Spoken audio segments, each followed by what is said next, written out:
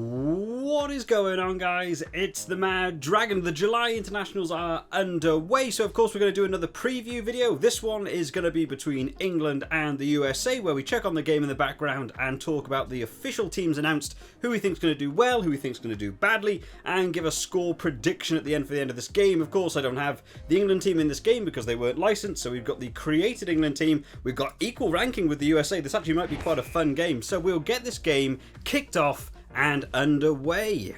Alrighty, George Ford's going to get us kicked off. We'll go over to the left this time. Not that George Ford's going to be playing in real life, but this is just the team we have for the game, unfortunately. So, England versus USA. We don't get to see a lot of the USA playing in Northern Hemisphere, which is a bit of a shame. I do quite like watching the USA team, although I'm not going to lie, I do not know a great deal about them.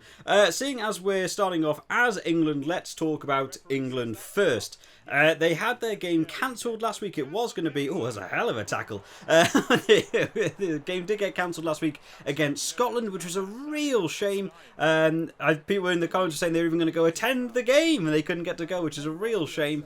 Yeah, the game got cancelled because Scotland players came down with COVID and so on, and they weren't able to play, which I was really looking forward to that game because there were so many uncapped players for both teams going into that game. It was going to be a real test to see who's got the depth in squad really going forward. Scotland having the best Six Nations probably ever, and England having one of the worst. It would have been a real nice turnaround to see the depth in the young boys, the uncapped players, to see how they can get on as Anthony Watson goes over for a great little try here. It's such a shame we didn't get to see that game in total. So this will be technically England's sort of first proper game for this July internationals, and a couple of changes have been made along the way. Because of the club level finishing now, they've been able to re-add a couple more players in. Of course, some are off on the Lions, but those teams that were playing in the Premiership, in the semi-final and the final and so on, some of those players are now beginning to filter back in, so they'll be able to play USA, and I believe they're going to play Canada later on. So the England team's going to be at a slightly better strength, but nice to see that Eddie Jones hasn't just reinforced it with all the standard international players we get to see. He is playing 12 uncapped players in this game, which I'm really looking forward to see how they get on, and who could maybe even take these shirts away from the normal international team. So let's start off by checking out the forwards. At the front here, we have Ellis Genge, Curtis Langdon and John Hayes. So Ellis Genge, of course, probably the most experienced in that front row in terms of international jersey. Hopefully going to have his discipline under wraps a little bit. In the Six Nations, I did feel he was almost a little bit too desperate to get into some games, really trying that a little bit too much, get himself penalised a few too many times, which you don't like to see. Penalties galore going in there. Hopefully restrain his game down a little bit, really get on top of it, and he's a very good player. We know what he's like, ball in hand, charging forwards. Moving on to the locks, Josh McInally and Charlie Ewells in the 4-5 lock department. So Charlie Ewells there, to me, a little bit more experience in that lock department. Of course, they're going to be missing big players like a Toje in that lock department. No George Cruz. There's no Johnny Hill, also out with the Lions. So they're going to have a couple of new choices here, but it's nice to see how many depth and squad they can have in that lock department. And finally, for the back row, Lewis Ludlow taking over the captaincy, which was a big call. I did see an article somewhere saying that Lewis Ludlow was actually uncapped, and I don't know why I thought that he actually had a couple of caps under his name, but Lewis Ludlow there, apparently uncapped. I'm going to have to double check that one actually. Sam Underhill taking the other flanker position. Now, tend to prefer Sam Underhill at that 6 shirt, but he's going to take over 7. And finally, Callum Chick in number 8. Callum Chick's not someone I know an awful lot about, so it would be nice to see him. No Billy Vunipola in this shirt, the number 8 shirt this time. So, and to be honest, not had the best Six Nations, so someone else looking at that number 8 shirt I don't think is a massive surprise, and I think with Tom Curry out, it opens the door to a couple of new 7s. Sam Underhill has played 7 before. I personally quite like him in 6th. I think he's a real aggressive number 6, and he's especially good in that jackling section. So, will also be nice to see him back in an England shirt, actually, after, of course, not being in for the Six Nations as much as we would have liked. We'll move on to the backs, because we're already into the 30th minute of this game. Harry Randall taking over duties in that scrum half section. A couple of people have said to really have a little eye out for this Harry Randall kid. Think he's going to do real well in this England team. Marcus Smith taking over duties in the fly half division. Looking forward to seeing a bit more from him. Ollie Lawrence and Henry Slade, probably the most experienced section of this England team, is going to be that centre partnership. I do like Henry Slade at 13. I think he works quite well there. Ollie Lawrence taking over at 12. Again, to me, I have him down as an outside centre. That's mainly because of where I've seen him play in the England team. But obviously, no Owen Farrell. There's no need to interchange there. They'll just both be on the field at the same time. Will be nice to see what Ollie Lawrence can get together. Again, he's another one in the Six Nations. Just didn't get to show off as much as he probably could have. So he'll be hoping for a better sort of summer tournament than he did in the Six Nations. And finally, in that back three, Max Malin's on that left wing. We got to see this, what was going to be happening in the Scotland game. Kukanasinger or Thokanasinger, I still get that pronunciation. I'm still not sure. Drop down in the comments the best way to pronounce this boy's name on the right wing. But he's a big boy. The attack going forwards. And finally, Freddie Stewart in this back, in the full-back position. I actually think this is the same back three as we had in the Scotland game announced. I'm actually not 100% sure. I should have double-checked that before starting this video. But that back three is looking good. I'm actually really looking forward to see how Max Malin plays on that left wing. He seemed to keep being pushed to play that full-back position because Elliot Daly wasn't having the best Six Nations. And I'm really looking forward to see how he gets on in that left wing and maybe have a bit more ball in hand. Again, another one when he plays in that full-back. He's not so much of a counter runner from that full-back position. He did like to kick it an awful lot or just sort of give it to Johnny May or someone to see him go off. Again, no Johnny May in this side, so it's nice to see these younger uncapped players and lesser capped players coming through to the team. I have no idea what just happened in the background. I feel like that guy just got back up off the ground and carried on playing. I feel like he even got to select that he got injured there. That was an interesting one. So I think 1 to 15 looking good for England. This is a nice new team. Eddie Jones has already spoken about 30% of his normal team's going to get hacked away before that next World Cup because he wasn't impressed how they played in the Six Nations. Everyone was a little bit rusty, so nice to see how they get on there. Quickly, before we start the second half, I'm just doing some replacements here. We will look at the replacements themselves. Jamie Blamire, I think it is. That's Jay Blamire on the little icon I have here.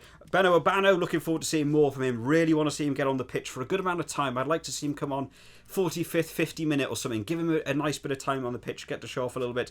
And Davidson will also come on at some point. Hill and Curry, of course, brother to Tom Curry, will be coming on, no doubt, in that second half. Ludlam will be nice to see. Dan Robson, so the experience again coming on from the bench as George Cruz making a hell of a run down this wing. Who would have thought this guy's going to go straight up the centre? But Dan Robson in that scrum half position again. To me, not doing better than Ben Youngs in the Six Nations. I think he's still second string to Ben Youngs. A lot of people down on Ben Youngs. Certainly not his best Six Nations, but he had a couple of games where he was still doing good work for me. Dan Robson still playing second string, and apparently now second string to Harry Randall. But I'm sure when he gets on that pitch, he'll be trying to make the most of it, especially against a team like the USA, which are still very much classed as a second tier nation. And finally, Umaga, who I believe is a fly half. But could also do fullback. Hopefully I'm correct in that. People will, of course, correct me down in the comments if I'm wrong. I don't know enough about this kid to see how he gets on. But it's a nice new team. It's nice to see the direction England are going to go with this. They're not just going to put on this sort of big boy team and just try and smash their way through. They've got a nice series of teams to come up against in this summer tour in order to boost confidence.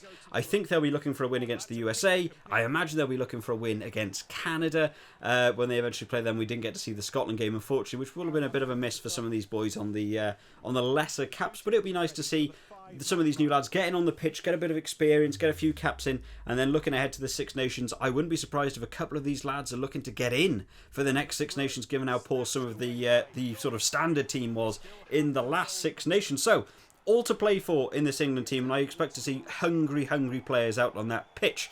So, what about the team they're going up against? The USA. The USA is going to be one of these teams, unfortunately, I'm not going to know an awful lot about. Anyone who watched the Lions versus Lions video, I was completely out of my depth talking about the Emirates Lions are there. Oh, Henry Slade on the way, goes through the middle there. So, the USA, unfortunately, is going to be a bit of a similar position for me. There's not even any cool graphics that I haven't found for this USA team. It's quite literally just a list. So, unfortunately, we're not even going to have the best stuff to look at. Let's go for a drop goal real quick before we have a look at the teams. Oh, look at that. Henry Slade on the drop goals. Wonder if we'll see that on the weekend. So here we go. Let's go through the USA team. I'll check it on screen for you guys, but in all honesty, not a lot of people I can talk about there. Cam Dolan is one of the few names I actually feel like I've heard of before. Luke Carty, Mika Cruz, Bryce Campbell in that inside centre I actually feel like I recognise the name of. Not a great deal else going on there for me personally. I'm sure if there's any American watchers, I don't think we have a great deal of American subscribers on the channel. Feel free to drop down if you're a big fan of the USA Rugby, who to look out for. When I think of USA Rugby, I immediately think of Baker, who plays in the Sevens, who is the sort of 100-metre sprinter that moved to rugby and just dominated in the Sevens. He's a real nice player. Unfortunately, not going to be in this international team. We'll quickly check out the subs here. Again, not a lot to go on here. However, Dino Waldron, that's a strong name. I want to see that guy on the pitch, but he's going to be fantastic. Is he the size of a dinosaur? Who knows? What else we got going on here? Sam Wuching, Hanko, oh, I picked the worst name for me to pronounce. I'm terrible at pronunciation. I'm awfully sorry, guys. Michael Basker and Calvin Whiting. So, a lot of new names there. I don't really know who to look out for that much in the USA team, so it's going to be as much of a learning experience for me watching this game as it will be for a lot of people in the Northern Hemisphere that probably aren't that familiar with the USA team as well. I had a quick look on the Google, and there's not a lot of these players that even play outside of the USA, and I don't know about anyone else. I don't manage to catch an awful lot of the USA rugby in terms of club level. Anyway, so in terms of score prediction, I think I'm going to have to call this one an England win. That's mainly because I know far more of the players, and I'm sure Eddie Jones will be wanting to look to improve here and definitely get a couple of wins on the board. However, this, it's a USA team coming in there. It's still an international team, and it's a relatively new England team. How they're going to work, it's going to be interesting to see. We didn't get to see how they played against Scotland. So I'm going to call an England win. I'm going to keep it a little bit more conservative. I'm going to say England to win by 20. I feel like we might see a lot of tries in that second half, especially when it begins to open up. People getting tired and some of these new lads getting hungry for tries. But I'm just one guy on the internet, guys. Make sure you drop down in the comments who you think's going to win, by how much, and who you think's going to score tries. I really enjoy reading the comments, and if anyone knows a bit more about the USA, feel free to drop it down in the comments. We are going to be doing these videos for all of the summer tour as it's going on, guys, so make sure you subscribe to the channel just to keep up to date with all the games that will be going on. I'll see you next time, guys. Bye-bye.